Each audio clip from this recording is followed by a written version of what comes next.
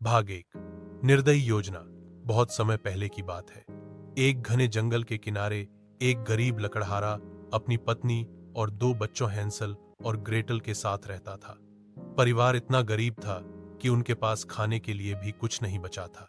एक रात जब अकाल पड़ा तो लकड़हारे की पत्नी, जो बच्चों की सौतेली मां थी, ने अपने पति से एक भयानक योजना कही।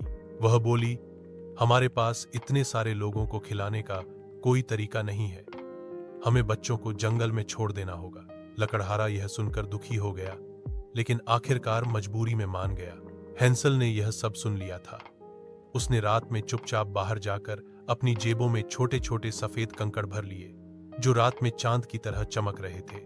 अगली सुबह सौतेली मां दोनों बच्चों को जंगल में ले गई। चलते चलते हैंसल चुपके चुपके अपने पीछे कंकड़ गिराता रहा। जब रात हो गई और माता पिता उन्हें छोड़कर चले गए, तो हैंसल और ग्रेटल ने उन चमकते कंकड़ों के सहारे रास्ता ढूंढा और अपने घर लौट आए। लेकिन कुछ ही दिन में अकाल और बढ़ गया। सौतेली मां ने फिर से लकड़हारे को मजबूर किया कि वह बच्चों को इस बार और भी गहरे जंगल में छोड़ आए। इस बार हैंसल कंकड़ नहीं बटोर पाया, क्योंकि दरवाजा बंद कर दिया गया था। इसीलिए उसने रोटी के टुकड़े जेब में रख लिए और चलते चलते उन्हें गिराने लगा। लेकिन जब वे लौटने लगे तो देखा कि चिड़ियों ने रोटी के सारे टुकड़े खा लिए थे। अब वे सच में रास्ता भटक गए थे।